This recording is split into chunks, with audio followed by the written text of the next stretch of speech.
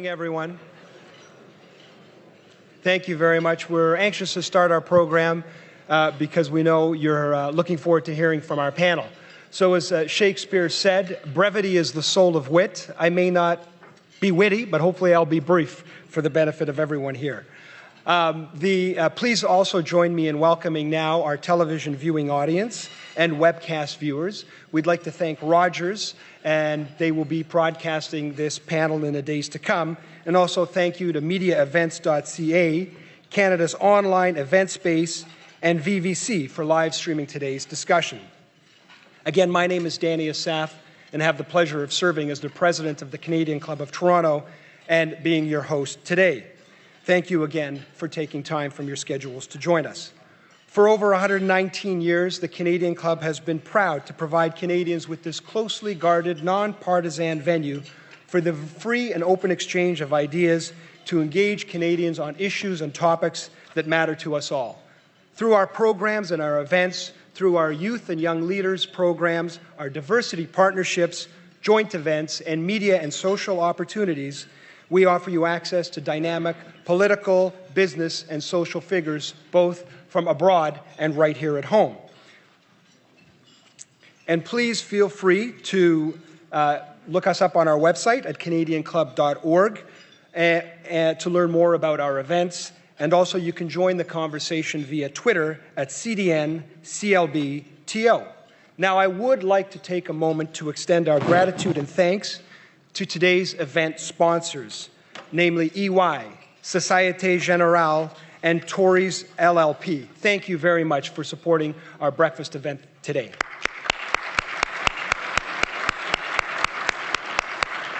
And again, we would also like to thank Air Canada for its role as the official airline sponsor of the Canadian Club of Toronto. Now, I would like to take a brief opportunity to introduce our panel. A recent study found that our top 10 pension panels accounted for and manage over $1.1 trillion in assets. That represents approximately 45% of our Canadian GDP. So clearly, as we look to the future and to the future of Canada's prosperity, pension funds and these leading pension funds will clearly play a very strong role in many ways. At home, they will continue to be the drivers and the strength of our investment industry. They will also be key developers and investors in the 21st century infrastructure that we're all looking forward to seeing. And also providing that security and certainty of our retirement and our old age security as our population grows old.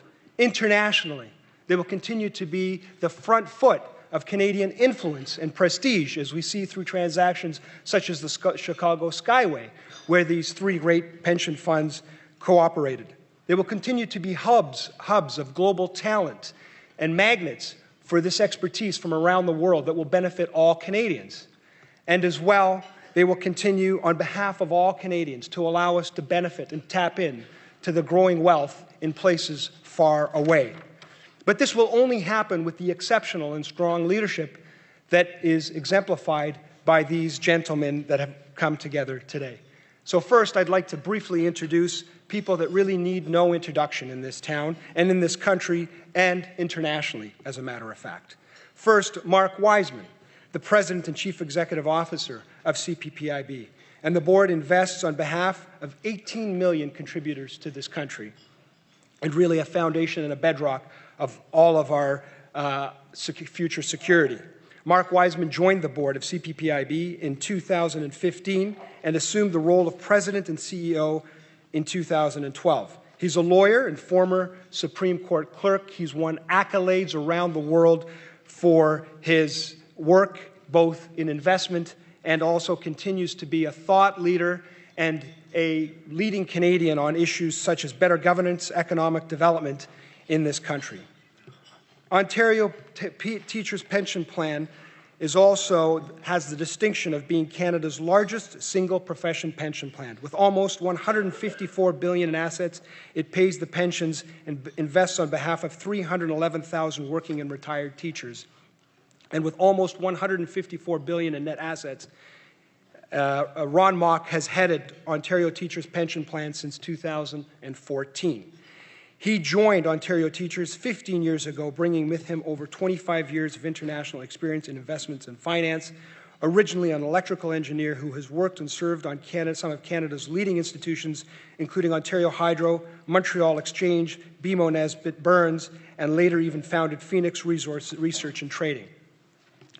Next, I'd like to introduce Michael Latimer, the President and CEO of OMERS. Established in 1962, OMERS provides defined pension plan benefits to local government employees and retirees and beneficiaries in Ontario on behalf of over 1,000 employers.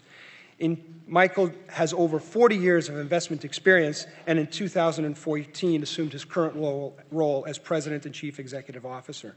Michael's investment career has spanned leading roles across both private and public markets, with roles at the office of George Weston Limited, Trizac Hahn, and CEO of Oxford Properties. And in 2012 and 2013, he was recognized as one of the world's most influential asset owners. Moderating today's panel is Pamela Ritchie, the anchor of Bloomberg TV Canada's The Daily Brief.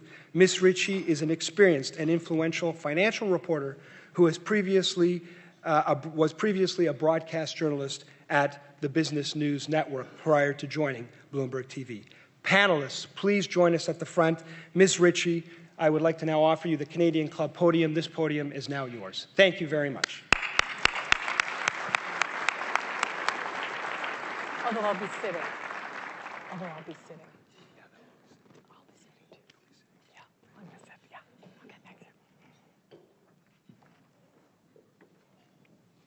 There's no assigned seating, so you can sit where you like. Thank you very much, Danny. And just wanted to start by saying today is February 29th, and we'll just go back in history for a couple of seconds here. In 1944, on February 29th, a leap year, the soon-to-be, or the later-to-be, Pope John Paul II was run over by a Nazi truck, and that apparently led him to go into the priesthood. In 1960, Hugh Hefner opened the first Playboy Club in Chicago on the leap year. And in 1968, the Beatles won the top Grammy for Sgt. Pepper's Lonely Hearts Club Band album. So it's an important day, and we don't have too many of them, so we'll get on with it. I'll just point out also that workers around the world have figured out that they, once every 4 years, work one day more and don't get paid for it. So there's a universal push for a bank holiday. So far, that hasn't been succeeded on, though. So welcome to you all. Glad that you could be here. First of all, I want to get a lay of the land of how pension funds have changed the investment environment in Canada over the course of the last couple of decades. And Michael Latimer, I'll begin with you on how you feel your organization has changed and how it has become one of the top employers. Really, all of them have, but I'll begin with your experience of that. You know, let me start by saying, Pamela, I think I remember all those events you described. So when I described 40 years, that kind of dates me. You know, it's interesting because when you think about the pension fund community, it substantially changed over the last 20 years, probably more particularly the last 10 years. When I think about when I started my own career, I think about what the pillars of we described as industry at the time. They were the banks, the trusts, the investment banks, the life cos. And frankly, the pension community really wasn't something that you were familiar with because it wasn't scaled. We weren't managing our own capital. You kind of fast forward to today. I mean, the banks have absorbed the trusts, the investment banks. We still have the life cos. And I think what you're watching today is the role that with CPPIB and teachers and many others and ourselves, the role that we play as part of that financial community and the community in general. And so the size of the pools of capital that we are today, the things that we do, how we employ people, how we invest, it's been quite a significant change, Pamela, that I think you've watched, particularly over the last 10 to 12 years. And Ron, I'll pick up on that on the talent side of things, a real sharing of talent within the financial community. And I wonder how people are more and more drawn to come to work for the pension funds, which increasingly are extremely international organizations and provide those opportunities. I think that's been one of the biggest changes in the last decade. The speed with which pension plans in Canada have gone global. Global offices, managing talent on a global scale, managing risk on a global scale. Those are big, big changes. So we're recruiting in Asia, we're recruiting in Europe, as other plans are. And certainly Toronto has become a real mecca for the kind of talent that we need in order to operate on a global scale and make investments on a global scale. And I think when you leave Canada and you talk about the Canadian pension plans on a global scale, it's amazing the stature that they have. And that clearly is a talent attraction opportunity. It is, and also internationally, Mark, it's a bit of a surprise sometimes. It still seems, though this model of yours has been going on for years and decades at this point, people are still surprised that little old Canada is buying up these incredible assets all over the world. Do you still get met with a little bit of surprise, or do you feel like that's fully entrenched at this point? I think increasingly the Canadian funds are understood for their degree of sophistication. And I think it really goes to the points that both Michael and Ron made. And I think the thing that really sets the Canadian plans apart is the degree of sophistication that we bring to the table. And I think what's really important to understand in that regard is it comes down to governance. And the governance structure that we have developed in Canada and the expertise that we've developed around governance really does make a difference. In other companies or well, let's in just your start own? with the pension plans itself. And Okay. I think the pension plans are now pushing for the importance of governance in the companies that we own. And I think it's important to say that the companies that we own on behalf of our beneficiaries. But the governance of the Canadian plans is really, really different from almost anywhere else in the world. And what's different about it is the fact of this arm's length operating model from governments. And having that arm's length operating model is what then allows these plans, first Ontario Teachers, OMERS, and then the CAS and eventually CPPIB, to develop the type of expertise in investments with a very, very clear mandate to maximize risk-adjusted returns without policy intervention getting in the way. And that really is unique about the Canadian model. And do you find with, first of all, trying to influence governance within companies for a much longer term view, this has been a focus of Canadian pension plans and also a British effort to make sure that companies are looking more long term. Does it allow you to then go in and help and ask some of the questions that maybe you want to know? I mean, recently I think CPPIB asked Anglo-American, Rio Tinto, Glencore for some real clarity on how they think climate change is going to affect their business. Does it allow you that conversation where you say, we're going to be in here, we want to invest, but we also want to know exactly how you think things are going to affect your business in a long-term model? I'll just start with the conversations you have with companies you own. Yeah, I think that's true. But if I step back for a second, I think it starts with the leadership that actually had. Mark talked about the governance model. The governance model starts within your own plan, and so I think as the standard that you actually set is a very high standard. I think that the pension fund community holds itself to a very high standard. And so as you think about that, those standards then cascade down. So when you think about corporations, we think about investments that we make, whatever the jurisdiction, whatever the corporation, we want to make sure that we actually have a voice about when we put our capital to work. And that's part of the active, our being active investors. How have you seen companies changed based on that approach? Frankly, I think it's early. I think that part of what you're seeing today is first you need leadership, and I think you're seeing that demonstrated for the things that the gentleman next to me are actually doing. So that's the first thing.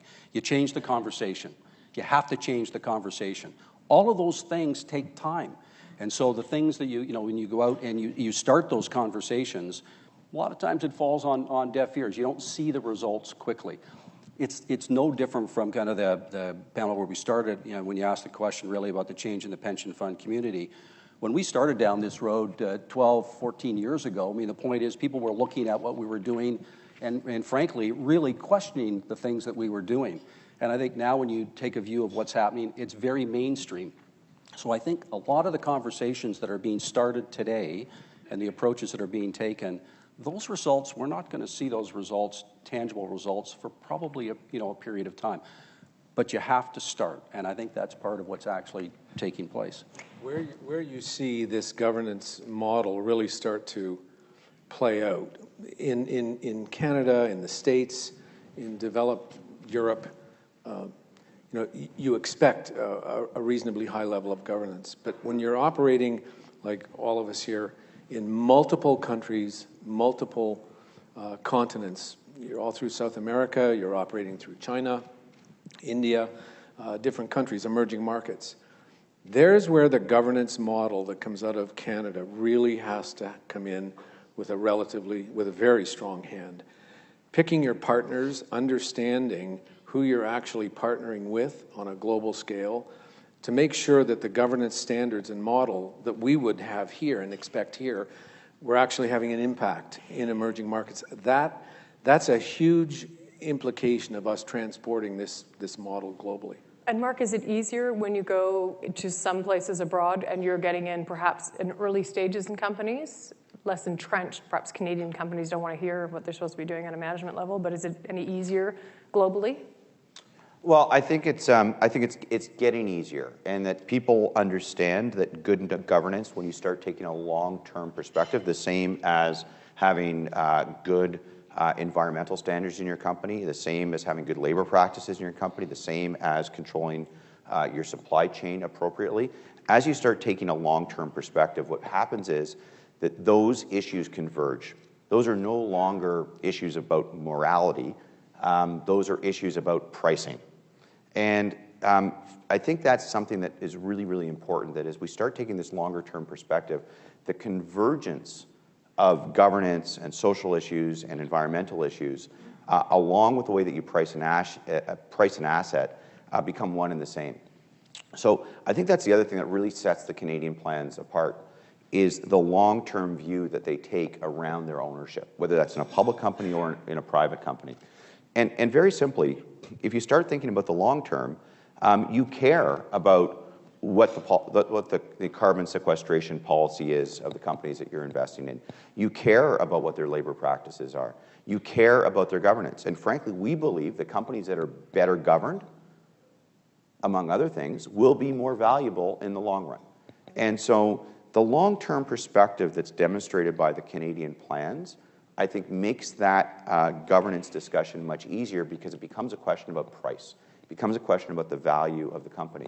And interestingly, interestingly, Ron talked about emerging markets. One thing that's quite interesting is some of these markets, particularly in Asia, they actually really get that, because these are markets that are dominated by longer-term thinking than we're used to here in North America.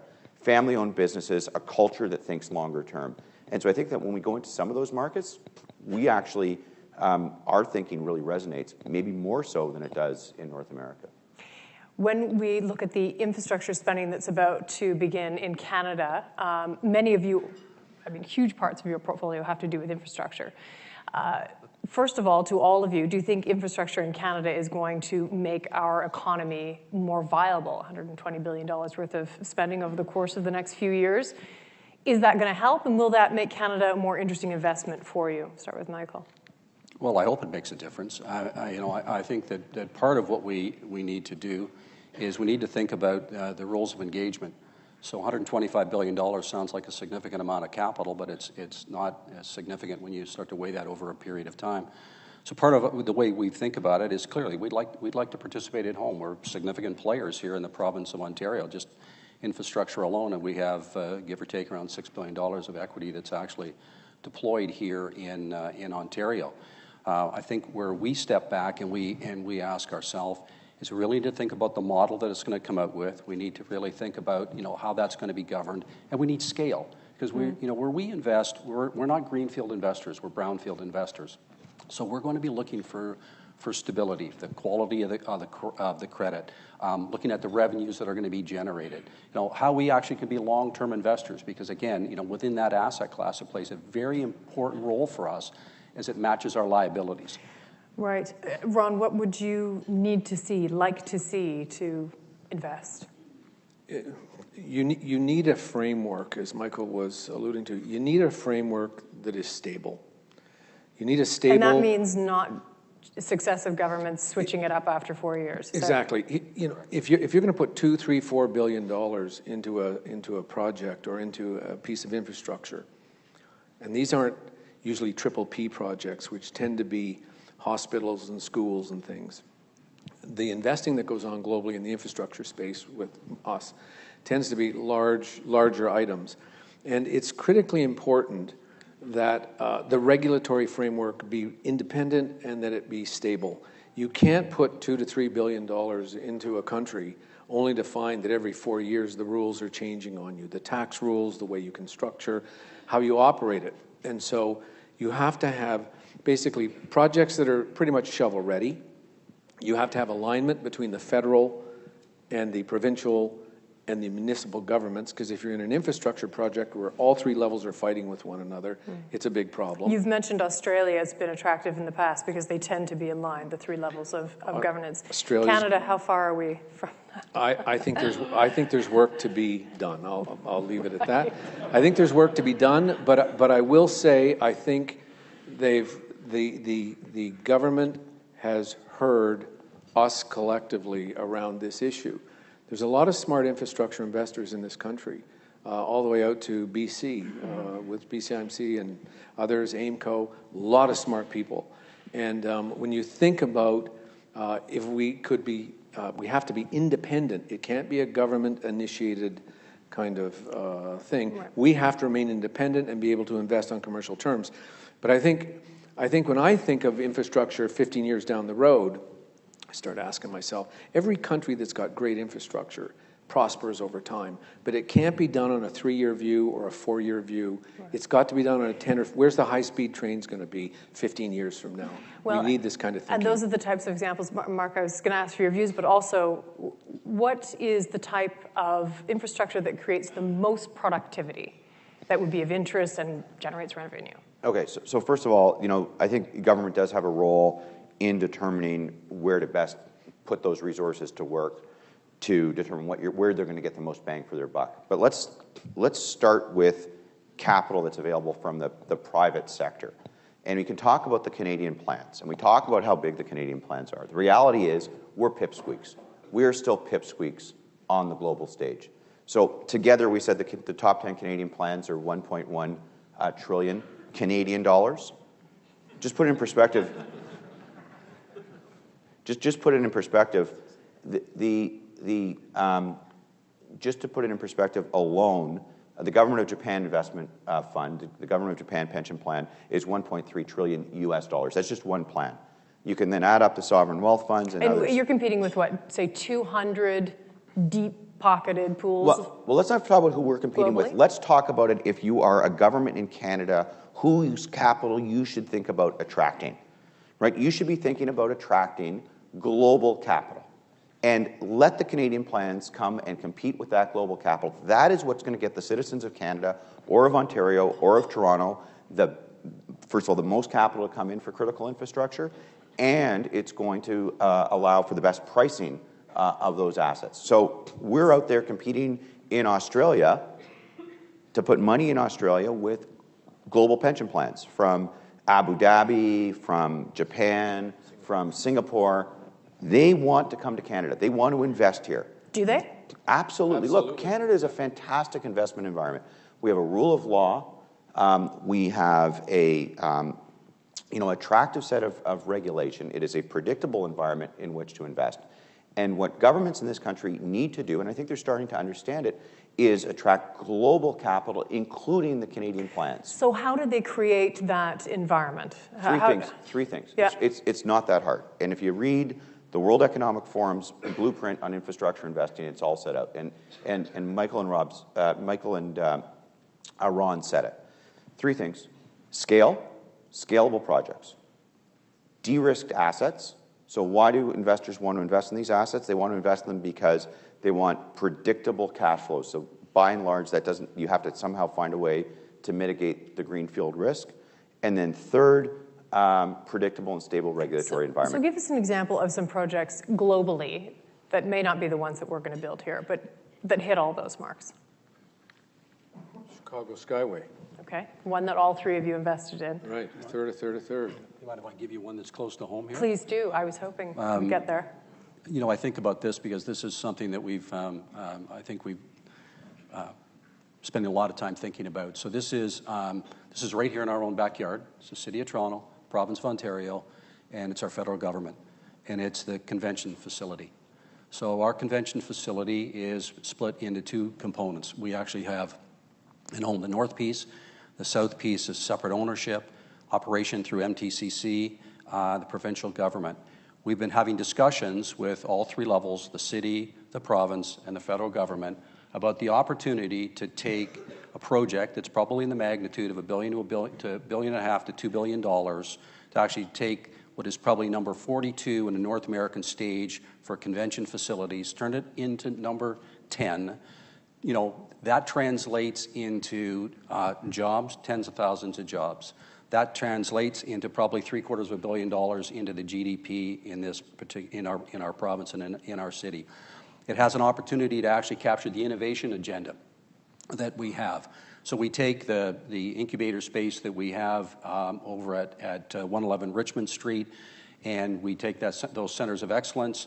We translate that over into from 6,000 square feet into somewhere that looks more like 500,000 square feet. That's all before we as a pension plan actually put money to work ourselves in the things that would actually happen on the site above grade. So that's an opportunity, I think, when I think about that hits all of the federal agenda that we have out there today, Pamela. I think it hits the provincial agenda that's out there today. I think it fits with the city agenda that's out there today.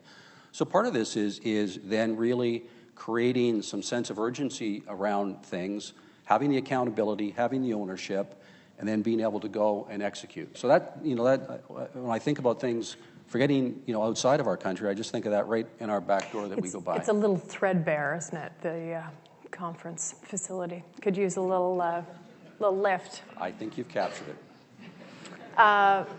Ron, maybe another example or just, you know, what we're looking for, because is there an obligation for the pension funds to help with the infrastructure build out that we do of this country, or is it much more a case of obligation to the people who are parts of your plans? There is no pension obligation to help out. We have to invest globally on commercial terms, and it has to be done in such a way that it could be reviewed by anybody, and it makes a lot of sense in terms of what we've done. But there's also the expertise there to be able to do it. Right. And so Mark's point, which was a good one, is there is a lot of capital that would love to come to Canada, invest in infrastructure, invest in all sorts of things, real estate, other things. And this capital coming into Canada, let me put it this way. When you see senior government officials from Australia, from London, when you see George Osborne show up, and they're actually coming and asking the pension plans to go to the UK, to go to Australia. They're actually out there marketing. Their city airport, for instance. Exactly. Yeah. They're out there marketing. They're out there marketing, and they want the capital. And I think we're just getting to the stage in Canada where we're understanding that you kind of have to invite the capital in. You have to make the environment there. You have to understand what it is that will attract. Is the Trudeau government doing that? I mean, he's got this sort of star status. Is he out there doing that? I think the current government is definitely moving rapidly in that direction. And the things that they don't know, they're certainly engaging the people that do know to inquire as to what's the best way to pull it off and to make it happen. Your thoughts, Mark, on that? Well, look, I think the government is understanding the need to attract global investment capital. And I think if you look at the model of Australia, just to take something that's reasonably similar to Canada, and you look at the amount of capital that has flowed into Australia in order to fund critical infrastructure in that country, and what it has done in terms of increasing productivity, increasing GDP, increasing prosperity in that country. I think that the Canadian government is looking what's happened in Australia, and I think there's a lot that can be learned and applied in the Northern Hemisphere. How about toll roads? Are you pushing for toll roads? We're pushing for any investable asset where we can make a risk-adjusted rate of return to pay long-term pension benefits. So toll roads is one example that, of course, we own a significant portion of the 407. That's but one example of the type of asset that we would look to invest in. I would say one thing to understand is that as important as we are as global infrastructure investors, it still plays actually a reasonably small portion of our portfolio. At CPPIB, it's only about 7% of our total portfolio is our infrastructure investment. So we've got room to grow in that area, but we have to find projects that meet those three critical criteria: scale, de-risked assets, and in a predictable regulatory environment.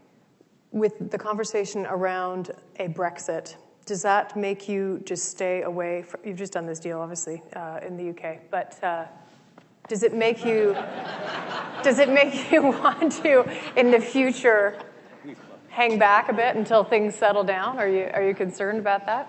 For us, clearly not. I'm with Ron. Yes, I know you are. No, the airport's going to serve all those people flying out of London. But not if they raise the fees. That's a problem. What do you think of? That's standard price. You have to, for us, I'm going to come back to an initiative that Mark started, hats off, with Dominic Barton, long-term investing. We've been talking about that a lot. And we've, we're in with Mark on this, and we think it's critically important, and he's rallied large investors all over the planet, to his credit. We have investments in Brazil today, which some people would argue, geez, You both do. What's that look like? We have to look beyond where we think that's going to go, because you do. And let me ask because when you look at Brazil and you look at India, which you're actively looking at on sort of a real estate side of things, how important is the sweet spot of demographics to it? There's a lot of different things about investing in emerging markets right now that you'd probably want to make sure you hit. But for instance, India and Brazil, they're in that sweet spot of demographics where they have the most number of people who are both working and consuming. They're at that point where not everyone is about to retire and so on. How much of a punch does that pack for you, Mark, when you're looking at emerging markets? Well, all joking aside, I think Ron's point is spot on, which is that we have to take a very long-term view, and you have to step back. And it's almost like looking at a work of art. When you look close up, you see all the individual brushstrokes, but it's very hard to make out what the painting is. And when you step back, it actually becomes clear. We try and do the same thing with markets. You have to step back, stop looking at the noise, stop paying attention to the day-to-day volatility, and look at those long-term trends that you reference. And so whether it's about something like Brexit or what the next election cycle is going to bring in India, or whether the Fed is going to cut next week or raise rates next week, if you really step back, it's the longer trends that matter when you're funding liabilities that are 30, 40, or 50 years away. In fact, at CPPIB, we're actually investing monies on behalf of pensioners who aren't yet born. Think about that for a second. And so what really matters are those long-term demographic trends. And it's why there's so much importance in us building capabilities in these growth markets like China, like India, like parts of Latin America. And so if we look at what the world is going to look like, not today, but what the world's going to look like 25, 30, 40 years from now, you can't ignore those markets. And you are actively all looking at what the world is going to look like that many years, decades down the road. What does the energy complex look like? And how, all of you, I think, now are lessening and flipping a little bit more into green-oriented investments, or at least looking at that. What does the world look like in 20 years from now on an energy front? What are we using, and what will you invest in? Well, I wish I could tell you, Pamela, I knew exactly what the world was going to look like 20 years from now. What I can tell you is how we are investing, because I think that transitions us into that period. And again, I kind of stay right at home here in what we're doing with Bruce Power.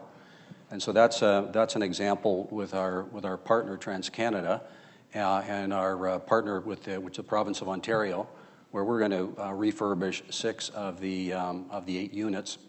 We're going to put to work over the next 20 years, probably upwards of $20 billion of capital, and that's 30% of the base load of the province of Ontario. Carbon neutral, I think it plays an important role. So we think about how we participate. In all investing, carbon neutral, or it's a nice thing to have? I think it's more than a nice thing to have. I think we're all very focused on how that, how we transition that through on our from an environmental, social, and governance perspective. I think that again, where does climate change fit into that? How do we deal with that? Well, part of that is I think the conversation starts because you start that in your own boardroom. Right. You start that with your stakeholders. You start that in your boardroom. That translates into your organization. For us, that translates through our statement of investment beliefs. It translates through into our statement of investment policies. And the innovation work that you do through your fund, how much of that is focused on meaningful green technologies? I'd say part of that comes at 2 levels. The innovation would not come from what we do with OMERS Ventures. Right. That's more technology, telecommunications. It would really come on the infrastructure side and to the extent of where we've put our money in the energy sector. So again, it's I've given you an example of what we've done on Bruce. To an extent, we've invested in wind. But where I started, was headed with the conversation is those conversations that have to flow, through your boardroom and through that governance model will set the standards that you're going to manage yourself to. So we understand the priorities; they're very straightforward for us. Part of it is also managing the relationships you have with your stakeholders. We're a jointly sponsored plan. We have many people who have many different views about the different things that we should be doing and how we should be investing. So making sure that we actually have a proper model to actually consider, and then at the same time, make sure that we act as a fiduciary. Because to the point that Ron and Mark have made, at the end of the day, we have a responsibility to actually put money to work to pay pensions. These are long-dated liabilities that we're managing to. Ron, did you take the Paris Climate Summit seriously? Yes, in fact, prior to COP21, we were quite involved with the UN councils around this issue. We've been on this for quite a long time now. It's something that's very important to our members. But it's very, very important, and we tell our members, our fiduciary duty is to pay pensions for generations to come. Right. That's our mission. And what we do is environmental issues are through a risk lens. Everything we look at, if we buy into a coal-powered plant, and all of a sudden the government comes in with a limit that coal is outlawed, right, our equity just went to zero. And so we've got to look at the world. So how do you avoid the stranded asset issue? Of course, when you're looking that far out, you could be investing in something today that absolutely gets cut off in regulation. So I don't know if we can avoid it. What I can tell you is we're looking at a transition, 10, 20, 30 years, and we've got 1 foot in the wind, solar, hydro space. We're operating wind farms and solar in 8 countries now around the world. And so we're building that part of the portfolio up. We're finding and we're watching where we're investing in coal. And so we're coming out of some and moving into others. But it's not going to be a transition that will happen over the next two months or so. Right. I believe that the transparency initiative for companies to actually become much more transparent around this, which Michael Bloomberg is leading, is going to be important as well. He's a smart guy. He's a smart guy. I just wanted to... Nice one. That was beautifully delivered. If you have questions, please write them on a card, and I think put your hand up. Is that right? And someone will come and collect them. So do that now. And I'll remind you in a second, we'll have about 10 minutes at the end for questions. Mark, just wanted to circle back to the idea, again, on transparency. You asking Anglo American, as well as Glencore and Rio Tinto, seriously, what are you doing about climate change, and how will it affect your business? How do you get that discussion going and get them to answer it? Well, it's very simple. It's very simple. We have to price these assets. In order to price the assets, Right. we need information. And they have so it. if you believe, like we do, that these factors, including what is your exposure to carbon, are important in terms of long-term pricing. If you're going to be a long-term asset owner, you need the information the same way that you need information about the balance sheet, and you need to understand information about executive compensation, and you need to understand information about a company's strategy, their customers. The other piece that you need is information about those ESG factors, including carbon, including supply chain management, so including labor practices. And you need those things in order to make a good decision on how you're going to price that asset. Right. And so companies have to understand that for sophisticated investors to be able to buy their shares and to be able not to put a discount in terms of what we're going to ascribe to their value, we need better and more transparent information. Is that information coming through? Is it like pulling teeth, or is it coming through? Look, it's starting to come through. Let me talk about one really interesting initiative that teachers and CPPIB were both involved in, and it's something called the Long-Term Value Creation Index. Yeah. And a group of institutional investors got together, and we did a joint venture with S&P. And we set up a new index that was launched in January. And the only companies globally that are in that index are companies that meet certain criteria in terms of appropriate long-term disclosure, appropriate governance practices, appropriate balance sheet management, so on and so forth. And we believe that companies that have those indicia will be more valuable in the future. And so what we did is we created an index. There's 246 global companies, including many Canadian companies, in that index. And then we put our money where our mouth was, and we collectively have invested in that index. Essentially what we did is we took capital out of the MSCI or out of the S&P 500 and instead put it into this bespoke index. And what we're doing is saying, look, if your company follows these practices, is transparent, provides that type of information that we need, we are going to invest more in you. And what we're finding already is that more and more companies want to get into that index and are asking, what do we have to do to change our practices so that institutional investors like teachers, GIC, the Danish Pension Fund, et cetera, will put capital in. So we're using these types of tools to actually change behavior, and it's happening. And it's a new way for your portfolio to have your public markets side of the business in, I guess, slightly more control, because we're looking at the volatility that we see today, and if you have companies that you feel fundamentally are in that group, it just allows a little bit more sleep at night, perhaps. Well, we're doing it day in and day out in terms of the fundamental decisions that we're making about stocks that we buy, but what this does is actually applies those same principles to the passive portfolio. And by the way, retail investors are going to be able to participate in that too, because there's now ETFs being created off that index. So I think we're starting to see innovative approaches like that change market behavior. It's a virtuous circle. Please put up your hands if you have a question, and just leave them up, and I'll let people come and gather those pieces of paper. I'm doing such a good job. There's no questions? Seriously? Come on. We've got a few.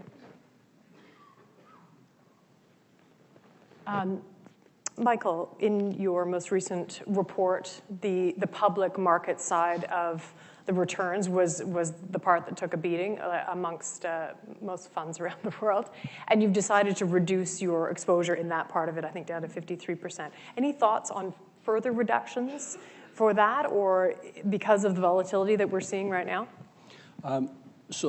We've had a target we've been working at, Pamela, for the last almost 10 years now, to actually achieve a target of public market, private market split. And so that target that you've referenced at 53% is pretty much right where we've wanted to get to. So frankly, I mean, I think part of what we just deal with today is just given the environment we're dealing with, it's more just trying to make sure that we're adjusting all of our portfolios to react to the market conditions and kind of be on top of that. Right. I'll got one of the questions from the audience, so I'll just go through this. You touched on tone at the top from the pension fund side. What do you do to test the tone at the bottom in your investee company before and after you invest? Ron, let's start there. Is that of importance? Absolutely. There's a number of things that we do. First of all, we have our own staff sit on the boards. Depending on what percentage ownership we have, they sit on the boards. And actually, whoever sits on the board, we have a designated ESG rep that is identified as pushing the ESG agenda for us at the board level. We bring in from our investee companies all of the legal counsels. We bring in all of the communications people. And one of the reasons for that is that when we bring them in, we talk about how they're part of, effectively, quite frankly, a much larger group of people. We try and connect our portfolio companies to each other so that they can share ideas, share thoughts, things that they have in common. We really try and make sure that we can add as much value as we can. There's lots of people that can write a check, but when we buy a company, our portfolio companies, what we really want to do is contribute as well as not only capital, but value add. And so there's a lot of governance issues that we share with our portfolio companies, and that really culminates in 1 or 2 or 3 meetings a year where we bring everybody to Toronto at the CEO, CFO levels and share knowledge in a room just like this for 3 days. Can I jump in on that one just for a second? Yeah. Just to take it from a public markets perspective, I think all of the plans represented on the stage here also take our responsibility as public market investors very, very seriously. And I think that takes 2 forms. First is, and I couldn't let a morning go by without a hockey analogy, but if you're going to play the game, you should care about the rules. And so the first thing I think that's really important is I think there's a real role for institutional investors, including the pension plans, to get involved in the rules of the game, so to speak. Looking at what is the regulation of our capital markets in this country, the need for a national security regulator, for example. I think we're all involved in working with regulators, working with stock exchanges to ensure that we have appropriate rules in this country to have a high-functioning capital market. There's a new government in Alberta. Would they be any more likely to jump on that? I hope so, frankly. In your opinion, do you think there might? I think there's a real opportunity today with the makeup of the political makeup of the country to push for some of that better regulation of our capital markets. Because if we don't have it, it is just so important in terms of access to capital for our corporations in order to drive growth and prosperity. Secondly is, and I'm not sure if that's what the question was getting to, but we do also, we're long-term investors, and that means sometimes you just can't sell if you don't like what's going on. You have to get involved. We have to get involved given our role in the capital markets because of the precedent. So you saw it on issues like the Barrick situation, on what we thought was egregious executive compensation. We spoke out publicly, collectively, to try and make change there. When you saw the collapse of the Magna dual-class share structure, you saw teachers and CPPIB in particular going to court to try and change what we thought was egregious behavior. So we have a role to play, as do other institutional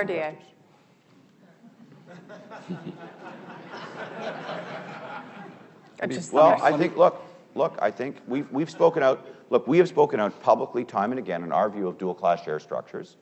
Yeah. And if you want to, see a example of long-term value destruction, need I say more? Pamela, can I go back to the question that was asked, because I think that where Ron and Mark were going.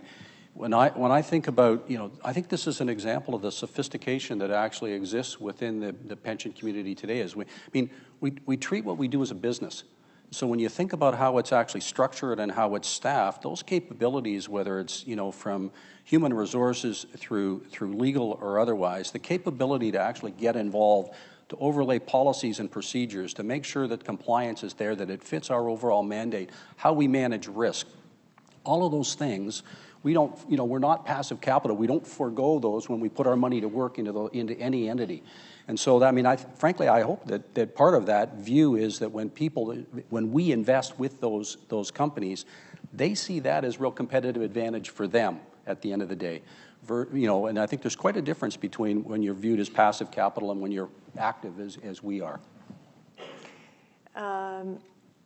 There's a lot of complexities and more as you expand globally and so on. How do you keep the costs in line. Like any other business that you take seriously, you have to spend to make sure that you're covering your business properly, have the right talent and so on. That becomes more expensive. Is that always a conversation around the board table? Cost? Cost is always a conversation around the table. You know, Any more heated now than it has been in the recent past? I wouldn't say that it's any more heated. I think there's always an appropriate level of attention on cost. I mean, for us, cost comes in two levels. And we're a pension plan. We have liabilities. We manage liabilities. We have a cost per member to manage our plan. There's an expectation that that cost should be appropriate. We invest money on the other side, so we have a management expense ratio. There's an expectation that we would manage that within an appropriate range. So, you know, so both of those are balances, and every dollar we spend, every dollar that we spend as a pension plan is a dollar out of our pensioners' pocket.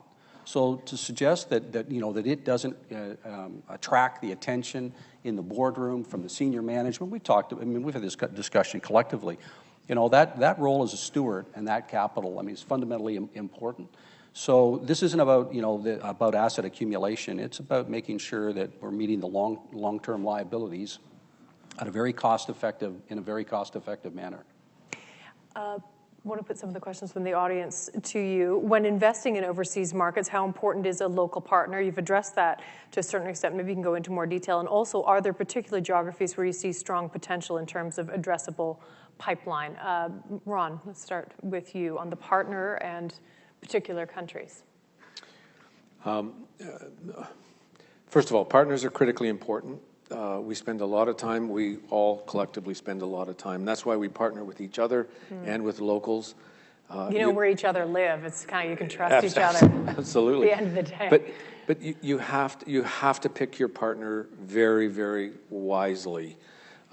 So that's the first point. In terms of where are things really starting to work, it's obviously India, and Mark's people have taken quite a good lead in that, and we have a fair bit there as well. But I will tell you that we're still investing in China. We're still investing through Asia, depending on the country. Australia infrastructure, UK infrastructure, Europe infrastructure. South America is being watched very carefully right now. With us, we don't tend to be big thematics top down. We have people and partners everywhere, and we tend to find opportunities one at a time from the bottom up. And part of that is because you have offices in so many places now, you can hunt for those deals a bit more. We've got partners and offices in a number of places, and we're out there hunting. And this becomes key. This comes back to the cost. Once you start going out of Toronto, the cost structure goes up very substantially. It's not cheap to be in multiple cities around the world and staffing these places. You've got to be very comfortable that over time, the return profile is going to be worth it. One thing you do know is the collective capital that we have, if we were to only invest in our own backyard, we're not going to be able to get the return profile that we need. And so, or the currency kickback. Yeah, exactly. So the global opportunity set is critically important to stay on top of. Question from the audience. Does CPP or teachers have any interest in participating more actively in the tech and venture community? OMERS, as we know, has made that a huge part of their business. To each of you, Mark. Well, so first of all, let me say, we are an investor in technology. One of the issues that we have is scale.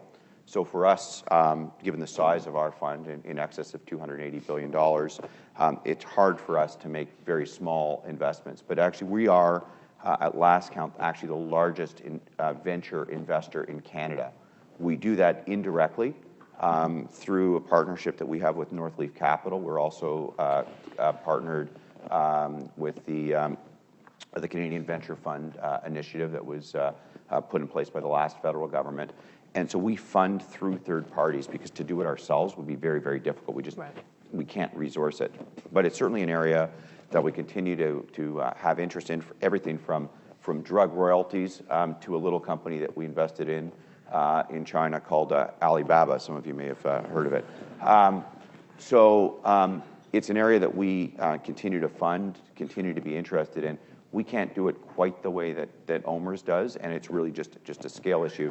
So we do it through third-party funds. And I think at the last count, we have over $1 billion invested in Canadian projects. Ron. In Teachers' case, we do some through third parties, and we do a fair chunk directly. A lot of it has been focused in places like India, China, where when you're starting a new business or a new platform, technology platform, it immediately gets picked up by 1 billion people in a nanosecond. It's an area that I think we should do more of as we head down the road, but we've done a lot of it around the world, for sure. I think I'm very conscious of making sure everyone can leave right at 9 a.m., but I would like to put this question to each of you. The G20 this weekend didn't seem to make a whole lot of progress, but the question around how do we get the global economy to grow was certainly front and center.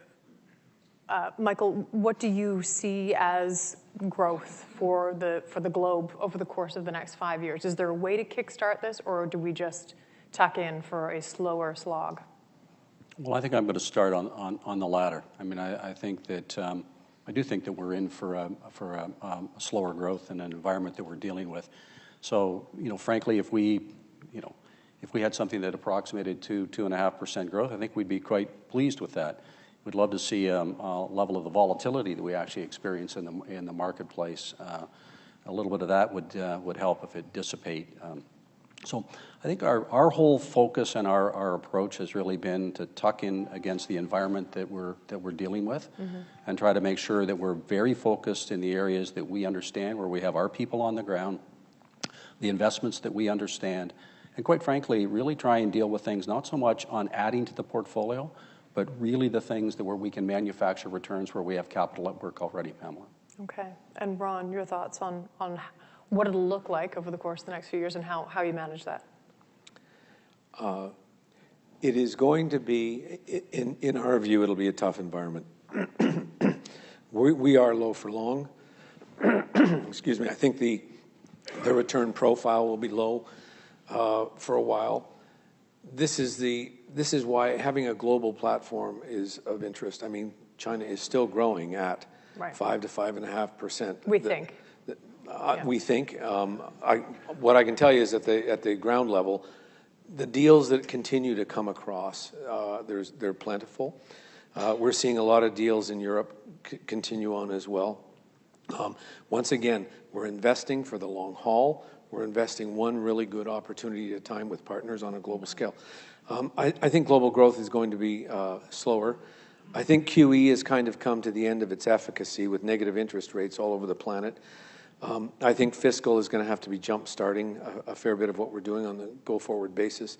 But from a pure opportunity over the next 5 to 7 years, we'll have to pick our opportunities very carefully. But they are out there. This is where the teams that we collectively have amongst us really start to make a difference. Because if they can find the opportunities and then they know how to add value to those acquisitions, fantastic. And you're finding this as well, Mark, but are there more people lining up for those opportunities? There are more funds around there looking for great deals. Well, first of all, I agree with almost everything that Ron and Michael said. I think actually, first of all, the limits of monetary policy, I think, have been reached or close to being reached. We need structural changes in some economies around the world. But I'm going to put a pretty optimistic lens on it. I mean, everybody's sort of worried about what's going on in capital markets. You know what? The underlying economy in most parts of the world ain't so bad. The most important economy in the world, south of the border, is humming right now. You have a low inflationary environment. You have almost full employment in the United States of America. And the reality is for Canada, that's a pretty good thing, especially with a 75-cent or thereabout dollar. So I don't think things are all bad in North America. China, doesn't matter what number you believe, 6.9% was the official number last year. If it's 5%, that's 5% growth on a $12 trillion economy. Think about that. Think about how much that is contributing to global growth. We're talking from a policy perspective in this country about developing deeper ties. The Minister of Trade has talked about potential for a free trade agreement between Canada and China. So you've got the two big engines of the global economy, running pretty well right now. Issues in Japan, to be sure, issues in Europe that need, fundamental structural reforms. But by and large, things aren't quite as bad, I think, as people think. And for investors, if you take that long-term view, I think this today, because of the volatility in markets, is probably the best time we've seen to invest for long-term institutional capital that we've seen probably since the financial crisis. And so for us, we're actually quite optimistic about this environment from an economic point of view and from an investment point of view. Okay. Thank you to each of you. That was very interesting. I hope you found it interesting. It's exactly 9 o'clock. I want to thank each. I think we've got most of the questions in there, and I'll let Danny take over. Have a good day. Great. Thank you. Thank you very much. Conscious of time and the reference to America, saying a thank you used to be a lot easier before I used to just come up and say things were super. They were great. But then a certain U.S. candidate in the presidential election robbed those words of any real meaning in the human world. So I have to actually think about what I'm going to say to folks, which is, number one, thank you very much for your time. Number two, what we've accomplished today is really a reflection of your expertise. When I think about Ron's comments in terms of thinking about a real framework for long-term investment, I think about Michael when he talked about the specific example of how you can use that framework to develop something like the convention center. And then finally, Mark's comments on global capital not being in competition with Canadian capital, but being complementary to Canadian capital. You really can see how these folks working together can make something real happen. Pamela, thank you very much for your incredible expertise in navigating the discussion.